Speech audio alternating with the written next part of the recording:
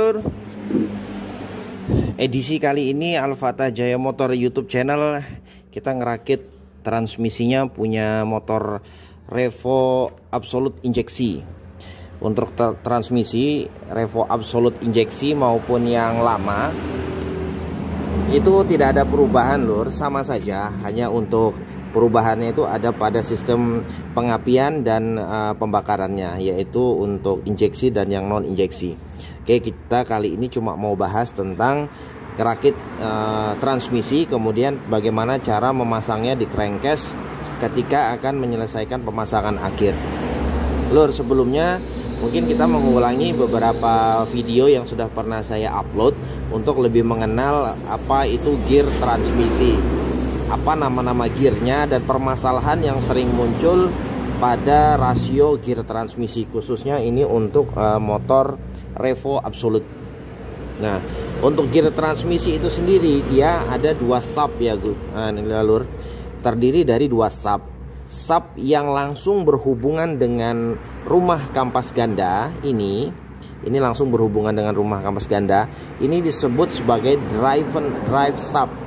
Drive sub. Sedangkan satunya lagi sub yang di ujungnya nanti ada gear depan, yang di ujungnya langsung bertaut dengan gear depan, ini disebut driven sub. Jadi ini drive sub atau sub yang langsung berhubungan dengan tenaga, sub yang memutar, drive sub. Sedangkan yang satunya ini disebut driven sub atau sub yang diputar. Nah, biasanya untuk Revo Absolute ini yang untuk drive subnya ini sudah fix. Susunannya ini sudah fix, maksudnya dia bisa dibongkar tapi agak sulit. Untuk tutup ujungnya dari gear gigi duanya, ini ringnya dia dibuat dengan ada coakan khusus seperti itu lur. Nih, dia dibuat ada coakan khusus supaya fungsinya supaya gear dari gigi duanya ini tidak mudah dilepas seperti ini. Nah, jadi memang untuk Honda Revo ini sedikit memudahkan mekanik. Kemudian apa aja sih nama-nama dari gear ini? Lur, bagaimana untuk cara mengenali mana itu gear gigi 1, gigi 2 sampai dengan gigi 4? Untuk drive sub yang paling kecil itu adalah gigi 1. Yang paling kecil itu gigi 1, sedangkan yang paling besar itu adalah gigi 4. Jadi kalau dari sini kita bisa lihat ini gigi 1, 2, 3 dan 4.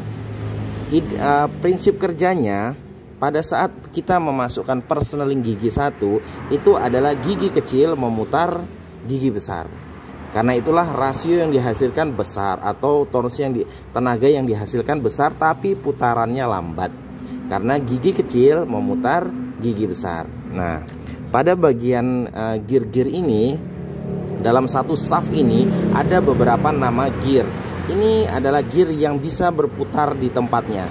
Dia bisa berputar di shaftnya, ini disebut idle gear. Dia bisa berputar di tempat, tapi dia tidak bisa bergerak terlalu banyak ke kiri dan ke kanan. Ini disebut idle gear. Dia memutar di tempatnya.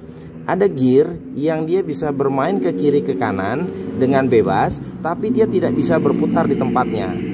Ini disebut slide gear, sliding gear atau slide gear. Nah, ini dia bisa berputar di shaftnya dengan bebas, tapi dia tidak bisa berputar di porosnya atau di subnya. Ini disebut slide gear.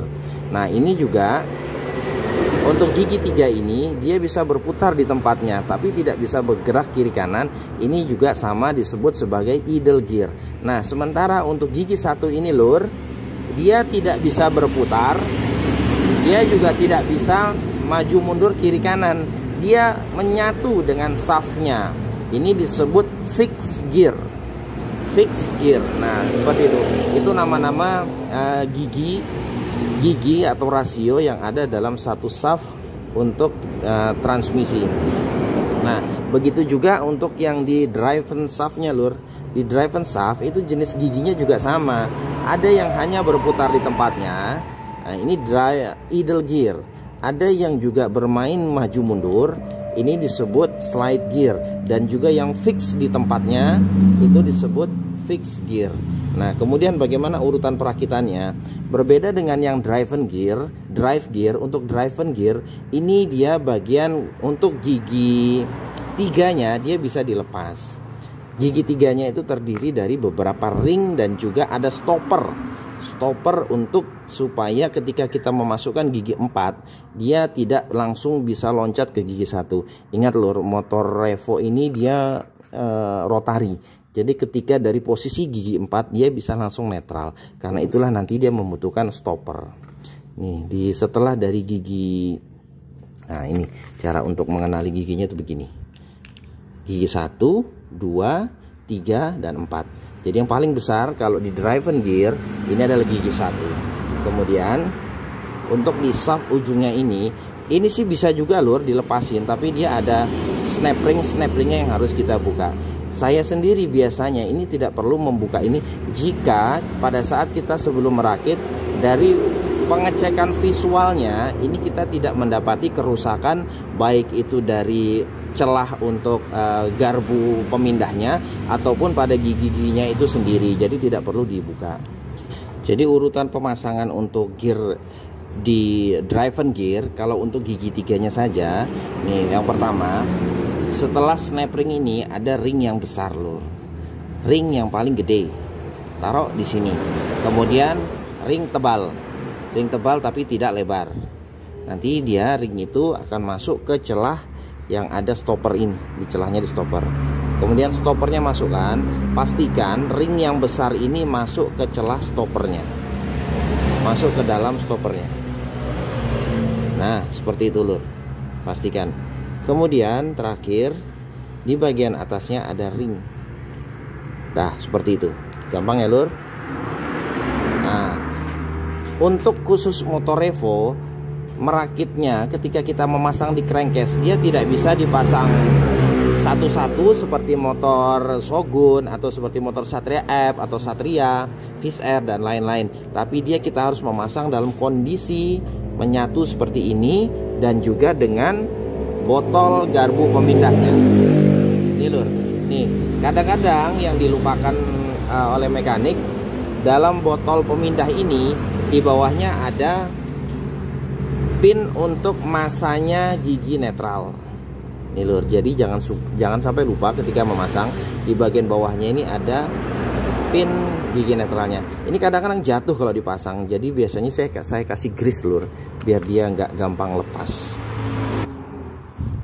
Nih lur, saya biasa ngasih grease seperti ini supaya dia lengket, diam di tempatnya ketika kita ngerakit dia nggak ceblok.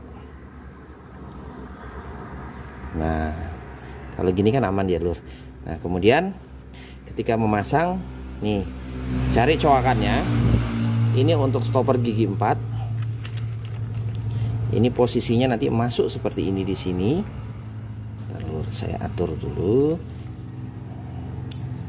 Satunya lagi masuk di sini, kemudian gandengkan. Beginilah lur.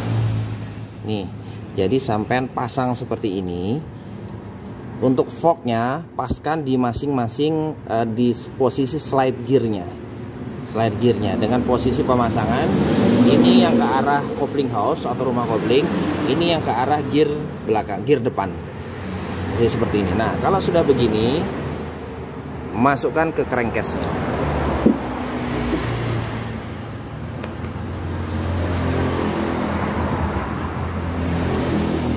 Nah, jelas ya lur. Nih, masukinnya harus benar-benar berbarengan. Masuknya tiga-tiganya ini sama-sama. Nih, jadi posisi tangannya harus pintar-pintar diatur supaya nanti ketika memasang tidak terjepit. Megangnya begini lur, nih. Tangannya semua di bawah menahan supaya gearnya ini nggak jatuh. Kalau botolnya ini yang penting forknya ini dia masuk ke dalam celahnya, maka dia tidak akan jatuh. Kemudian masukkan bareng-bareng.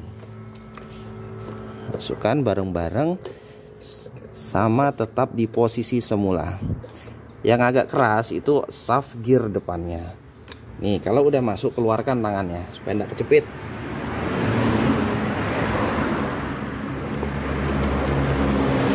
Nah, dorong pelan-pelan. Kalau sudah, pastikan tuh, pastikan posisi di bawahnya itu semuanya sudah masuk. Nih, kalau dia mau diputar seperti ini lur, berarti posisinya udah masuk. Ini atasnya masih belum. Kita harus benar-benar memastikan atasnya juga masuk.